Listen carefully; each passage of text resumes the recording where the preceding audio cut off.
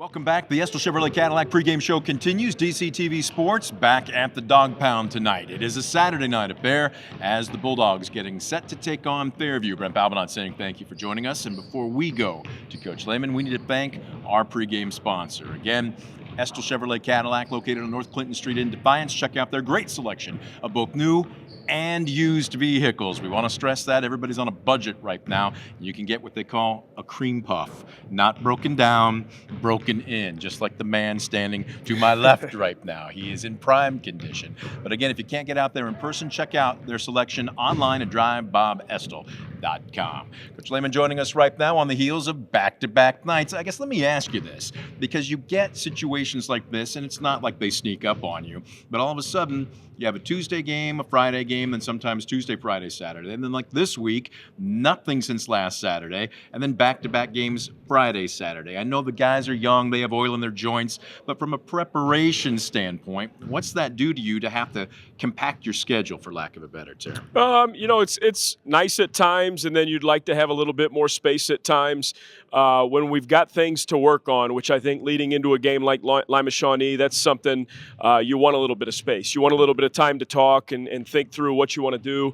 So it was nice to have that this week. But the back-to-back and then Tuesday with Archibald, that's a grind in just a few days. Grind, not just in the WBL, you're getting strong out of conference games. What's that do for preparation, or maybe not even preparation, just staying sharp? It's big for the tournament. We're thinking computer points, and we're thinking going against teams that are having a lot of success against a lot of different teams.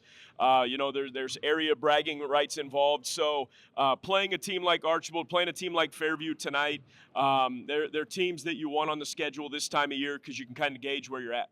Let's go ahead and talk a little about last week. Again, back-to-back games, defensive win against Wauseon. We've talked about this team, I don't want to say hanging its hat on defense because you have to put the ball through the hoop.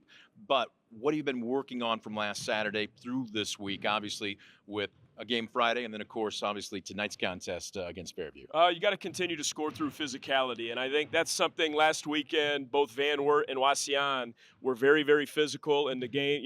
There weren't many fouls called. We didn't shoot many free throws. So Fairview's going to be the same way. They're going to be very, very physical. It's going to be a team that goes right at us, and we're going to have to finish through contact. So being more efficient on the offensive end has been a major focus. I've done some research right here on this notepad, everything but winning lottery numbers. But let's go ahead and talk about some of your stats. I'm looking here at defense. The opposition shooting just 36% from two, just 25% from beyond the arc.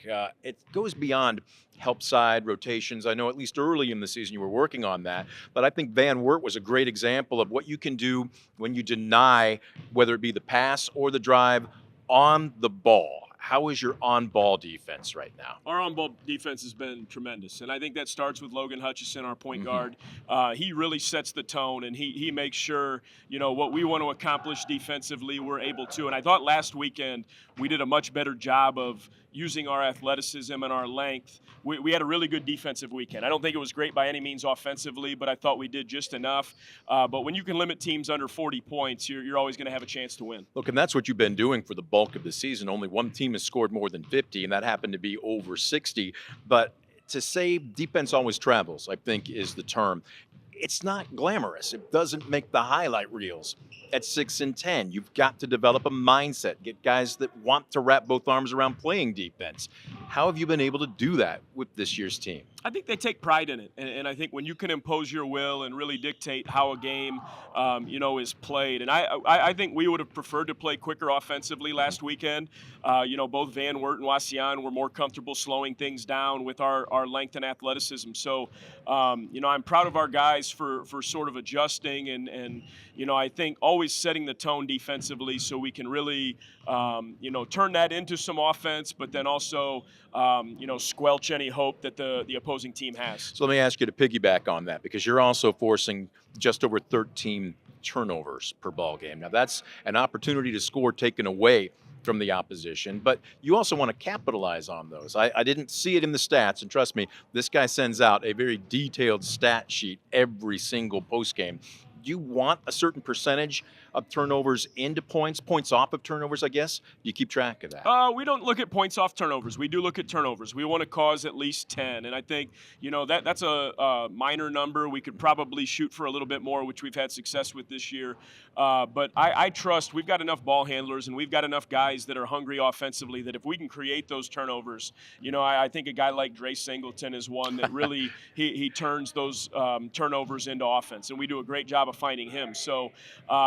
As long as we can produce those turnovers, I think we can capitalize. One thing you're also doing, taking care of the basketball, under 10 turnovers per game at just above 9. What's led to that compared to last year, especially? I don't think we play slow by any means, but we're going to be efficient. We're not going to force the issue. We're not going to, make the silly pass, try to make the home run play. We're going to be as efficient as possible. And, we work the ball around a little bit more, and we're going to make sure we get shots off. If you're getting shots off, you've got a better opportunity to score. If you're turning it over, it sounds simpler than it is, but you're turning it over, you're not having an opportunity to score. So, we cherish the ball. Logan Hutchison, again, on the offensive side, he's not much of a shooter, but he's about 6-to-1, 7-to-1 assist to turnover ratio. So our point guard's doing great things with the ball, and that's what matters. He segues me perfectly to my next question. I've got it down here. 3 players averaging double figures in Khalil, Cy, and obviously Dre off the bench. Jordan's close. He's about 8 to 9 per ball game. Is this a good example? You constantly hear about, okay, you got to have that high volume shooter, or who's your alpha? Who do you go to? You can have multiple guys. Is this year's team, especially at the offensive end, a good example of there can be plenty of touches to go around for everybody? Without a doubt. And I think we still have that alpha. I think Khalil is the guy that we're going to look to when we really need a bucket. In the tight games this year, he's been somebody that's come up clutch in that regard. But the balance is needed if we're going to make a run. And I think if the opposing team is able to zone in on one guy, and if you can key in on, Khalil, I think that, limits us. And when you have guys that can space the floor and attack off the dribble, that benefits you greatly, and we have that. Has Cy been aggressive enough? I know it almost looks like he never forces a shot. They all seemingly come to him. Could he be more aggressive? Could he get more if he wanted it? Yeah, without a doubt. I think him and Jordan Wright both could. I think they've got to find ways to be a little bit more aggressive offensively, whether it be off the catch and rip, off the shot. But I think they're doing a great job for being young guards. Cy getting his feet wet more so than Jordan. But, they're guys that have led us in scoring this year. They've had great games. It's just got to be night in, night out, that aggressiveness. Let's go ahead and preview tonight's opponent, Fairview. They have not just one or the other. They've got both size and height. I know that we're doing this interview 24 hours before tip-off, but what can you at least give us as far as a generic breakdown or scout? They're very physical, and that's no difference than any other year playing Fairview. They're going to get up and they're going to be as physical as possible and kind of try to muck things up. And I also think we offer a little bit more athleticism than what they have, so they're going to try to do things their way and give themselves the best chance for success. So we've got to be very strong with the ball, and we've got to be on balance, or it's going to be a long night. All right. We appreciate it, Coach. As always, pleasure to do the pregame with you. Good luck again this evening. Thanks, guys. Again, Coach Lehman joining us as part of our Estill Chevrolet Cadillac pregame show. We're going to take a quick timeout. We're back with the starters and the keys to the game. Don't you go anywhere. You're watching DCTV Sports.